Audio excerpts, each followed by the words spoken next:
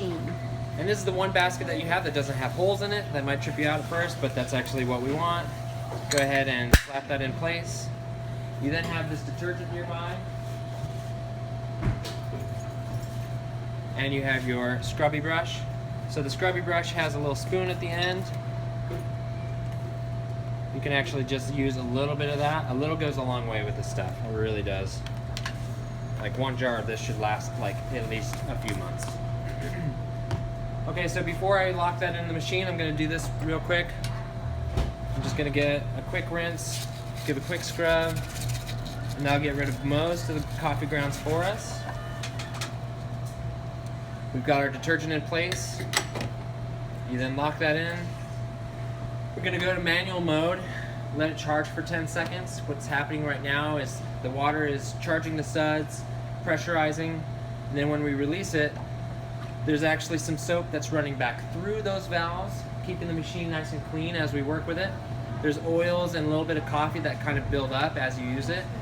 After about 10 seconds of letting it rest, you'll do the same thing once again. You'll fire it down for 10 seconds. And again, right now this is kind of getting those suds nice and sudsy. We'll release it. And you can't even hear it from where we're standing, but if you were to kind of put your ear near the machine, you would actually hear that soap going back through the valves, and it has this little drain inside where it gets rid of that.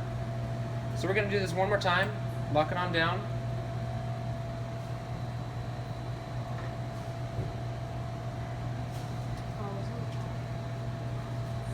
And then after this third cycle, what I'm gonna do is I'm gonna check my suds and see if they're still brown, then that means I kind of need to recharge my suds. And if they're still white, then I'm pretty much in good shape. Cool, so this is super clean. This is exactly what we want. That means that, you know, the machine doesn't need much more. We're gonna just charge it one more time. Got you held up here, you're trapped. Sorry. That's okay. Okay. Cool.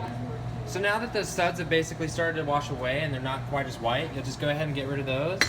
And now we'll do a clear water backflush. And now we're repeating the whole cycle just without the soap. This is super important with keeping this very expensive piece of machinery clean.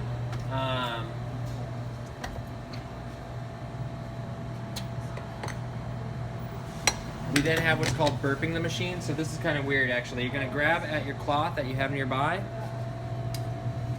and you're gonna start the machine, and then you're just kind of gonna wiggle it in and out, and you're gonna see that slowly gonna rush the water past the gasket. And it's just kind of rinsing any loose grounds that we might not have been able to get at so far. All right, stop that there. We'll check our water. That's nice and clean. So now the machine's ready to go. It's ready to pull another shot. The thing is there's a residual amount of soap that's left over that we can't quite get rid of without using espresso. Like the oils and the acid that's in the espresso actually neutralizes that soap. So you now need to season the machine by running one shot through, throwing it down the sink, and then you're ready to roll.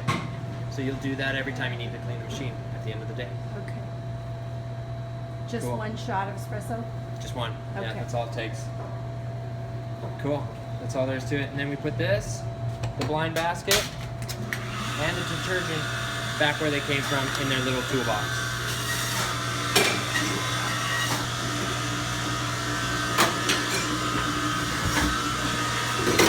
Cool. All right.